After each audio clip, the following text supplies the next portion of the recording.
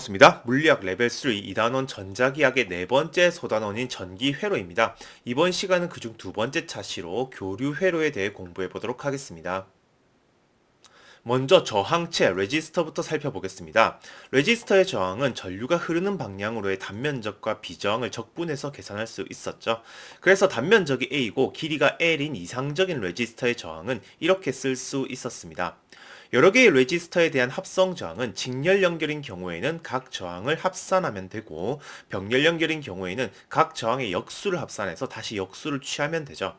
이 결과는 저항의 표현식이 길이에 비례하고 단면적에 반비례하기 때문에 직렬 연결인 경우에는 길이가 늘어나고 병렬 연결인 경우에는 단면적이 늘어나는 상황으로 해석할 수 있습니다.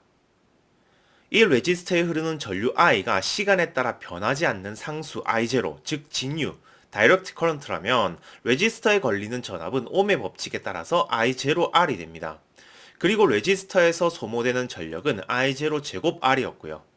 이 에너지는 열이나 빛처럼 다른 형태의 에너지로 바뀌고 전자기적 에너지로 저장하지는 않습니다. 그리고 전류 I가 조화 진동하는 경우, 즉 교류, alternating current라면 레지스터에 걸리는 전압은 역시 옴의 법칙에 따라서 IR로 계산할 수 있습니다. 물론 교류에서는 저항을 결정하는 전도도나 비저항이 복소수가 되기 때문에 일반적으로는 전압과 전류의 위상이 달라질 수 있었죠.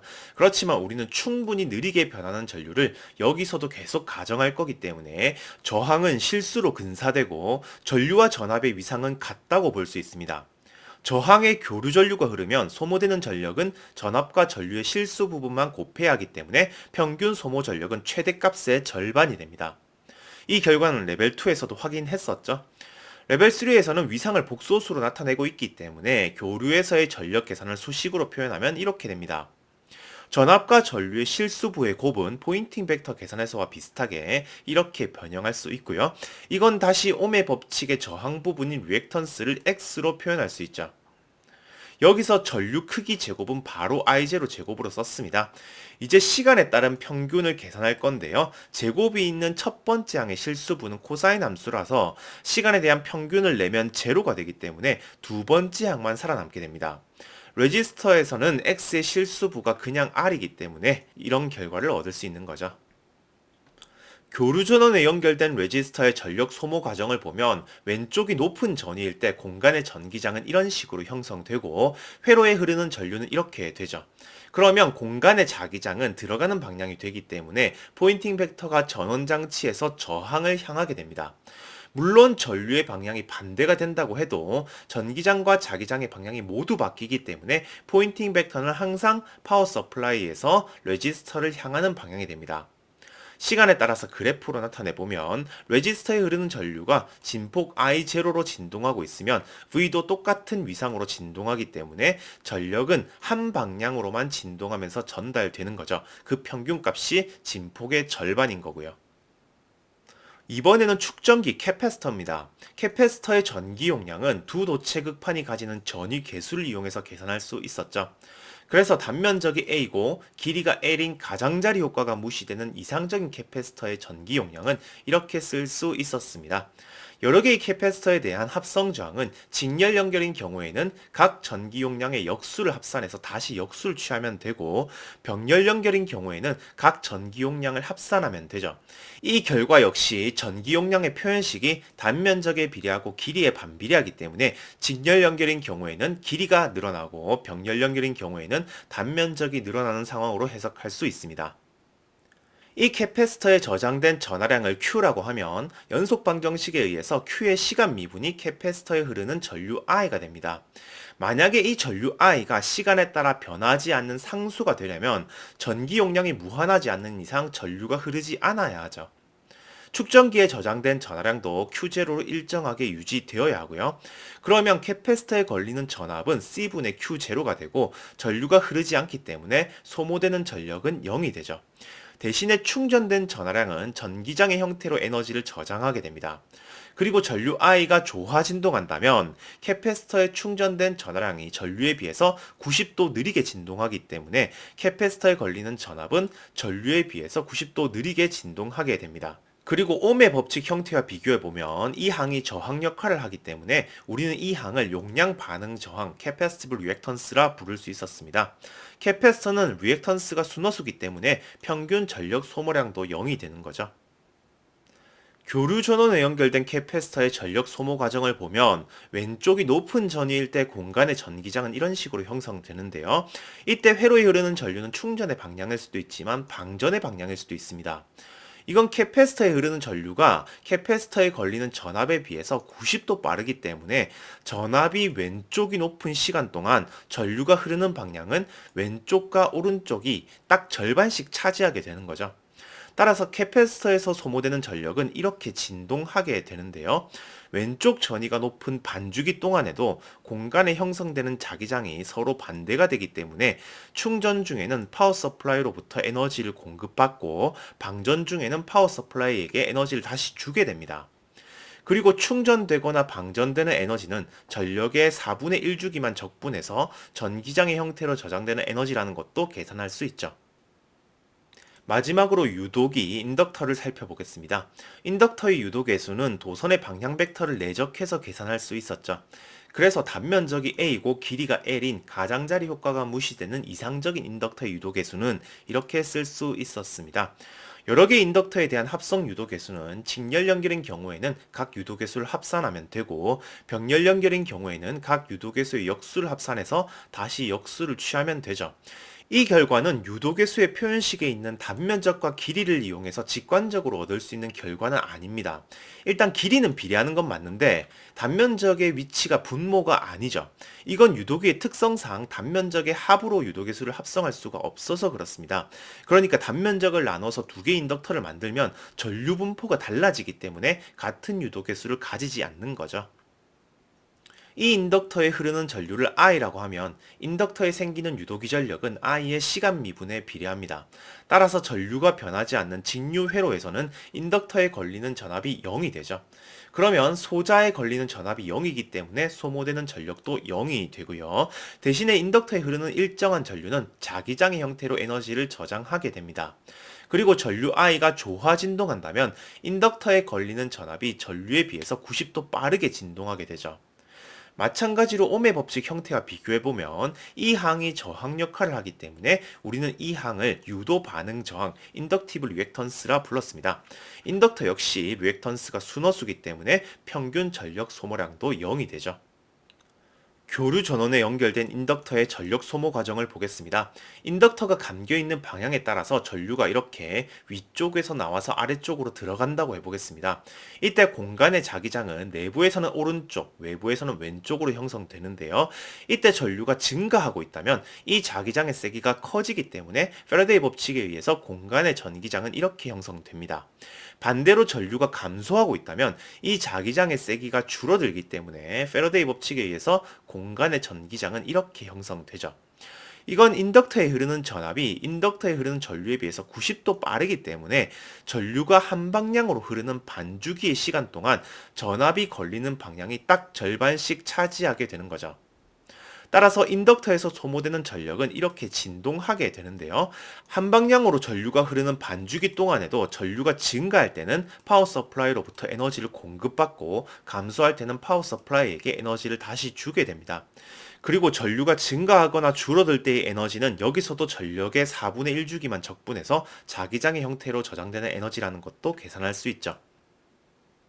이제 레벨 2에서 다뤘던 RLC 직렬 회로를 복소 형식을 이용해서 좀 더 자세히 분석하겠습니다. 회로 전체에 걸리는 전압을 V, 회로에 흐르는 전류를 I로 두면 캐패시터에서 저장되는 전하랑 Q의 시간 미분이 전류 I가 됩니다. 그리고 세 소자에 걸리는 전압은 각각 이렇게 쓸 수 있겠죠. 이제 루프 시오렘에 따라서 이런 식을 세울 수 있는데요. 여기에 이 식을 이용해서 전하량에 관한 2차 미분방정식으로 만들 수 있습니다. 일단 이 미분방정식의 일반 해를 구하기 위해서 V가 0인 해를 먼저 써볼 건데요. 이건 역학 시간에 공부했던 감쇄진동의 미분방정식과 똑같은 형태이기 때문에 여기서 얻었던 해를 이용하겠습니다. 두 식을 비교하면 유도계수가 질량의 역할을 하고 저항이 감쇄계수 역할, 전기 용량이 용철 상수의 역수 역할을 한다는 걸 알 수 있습니다. 이걸 솔루션에 그대로 대입하면 전기 진동의 일반 해를 얻을 수 있죠. 이 미분 방정식의 전체 전이차를 V로 유지하는 직류 회로를 생각한다면 이건 어렵지 않게 전하량 뒤에 CV0를 붙이는 걸로 특수회까지 구할 수 있습니다. 전하량을 시간에 대해 미분해서 전류를 구할 수도 있고요. 이 회로에 교류 전류가 흐른다면 각 부분에 걸리는 전압을 이렇게 표현할 수 있죠. 이건 직렬 회로에서 각 소자의 리액턴스를 합성한 걸로 볼 수 있는데요. 이걸 온저항, 임피던스라 불렀습니다. 따라서 회로 전체에 걸리는 전압 V는 전류에 비해서 진폭은 임피던스 크기 배만큼 줄어들고 위상은 임피던스의 평각만큼 빨라지죠.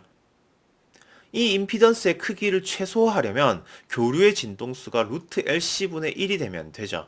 그러면 임피던스의 크기는 저항과 같아지고 전류와 전압의 위상차가 사라지게 됩니다. 이것이 역학에서 나타나는 공명현상의 전자기 버전이죠. 레벨 2에서도 이 결과를 소개했었습니다. 대신에 여기서는 복소 위상을 이용해서 좀 더 자세히 계산해봤고요. 대신에 전압을 교류 형식으로 걸었을 때 회로에 교류 전류가 흐른다는 결과를 얻은 게 아니라 교류 전류가 흐른다면 전체 회로에 교류 전압이 걸린다는 좀 더 쉬운 흐름으로 계산했습니다. 반대의 인과율은 강제 진동을 다뤄야 해서 레벨 4에서 공부하도록 할게요. 양변의 전류 I를 곱해서 전력 소비도 다시 확인해보면 두 번째 항과 세 번째 항이 전자기 에너지의 변화율로 바뀌고 교류 전류에서는 전자기 에너지의 평균 전력 소모가 없기 때문에 전체 회로의 전력 소모는 저항에서만 발생됩니다. 이건 임피던스의 실수 부분이 저항이기 때문이기도 하죠. 먼저 레벨 2에서도 연습했던 저항이 없는 LC 회로의 전자기 진동으로 다시 연습하겠습니다.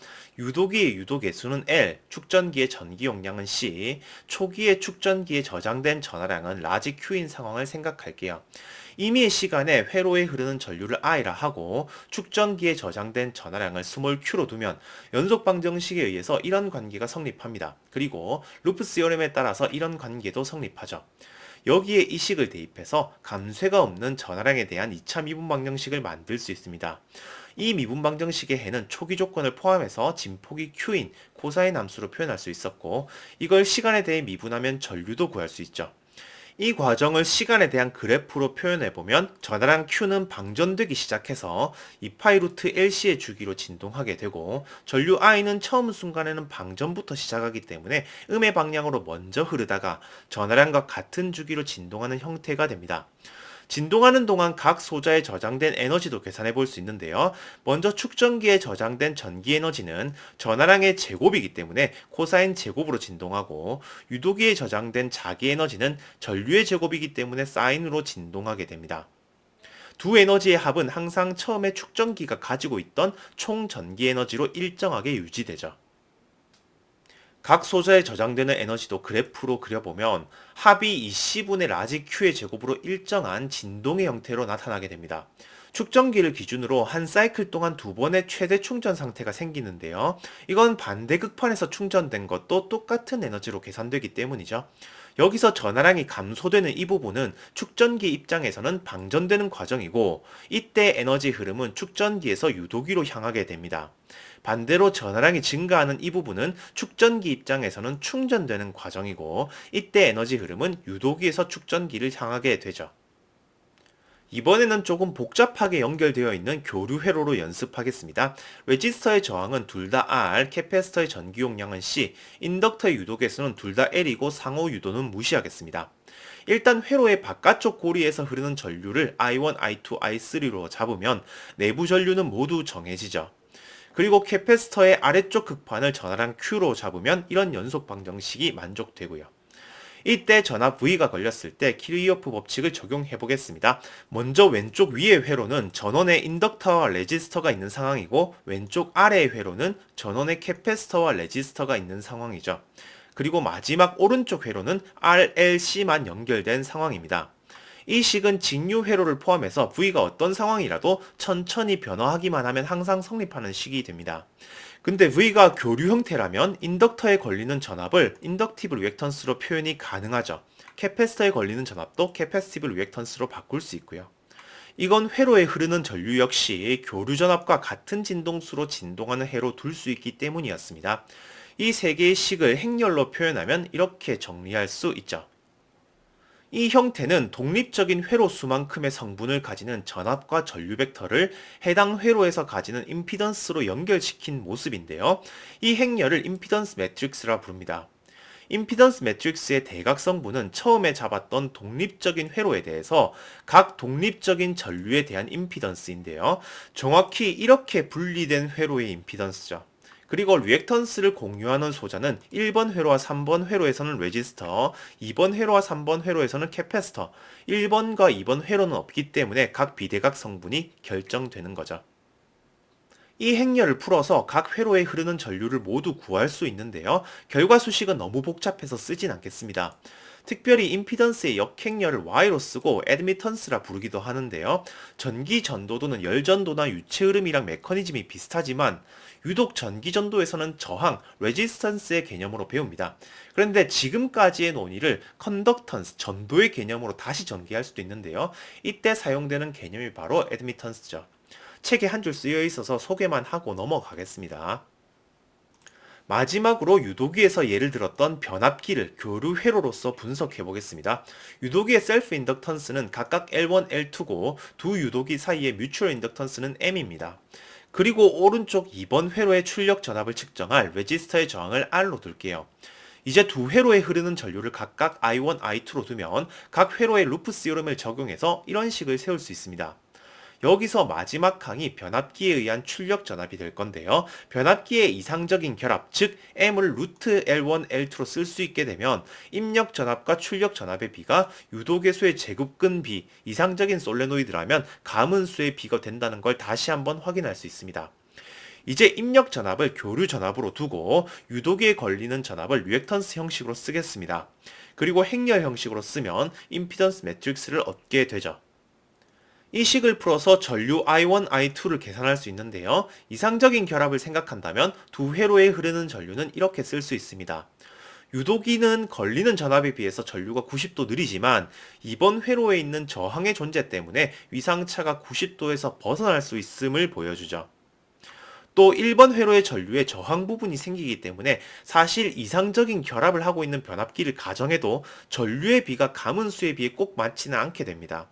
대신 출력 전압을 측정하는 레지스터의 저항은 유도기의 리액턴스에 비해서 수학적으로 무시할 수 있고요. 그런 경우에는 전류의 진폭비를 가문수의 비 역수로 볼 수 있게 되죠. 정리하겠습니다. 이번 시간에는 RLC 소자가 교류 회로에서 동작하는 방식에 대해서 공부했습니다.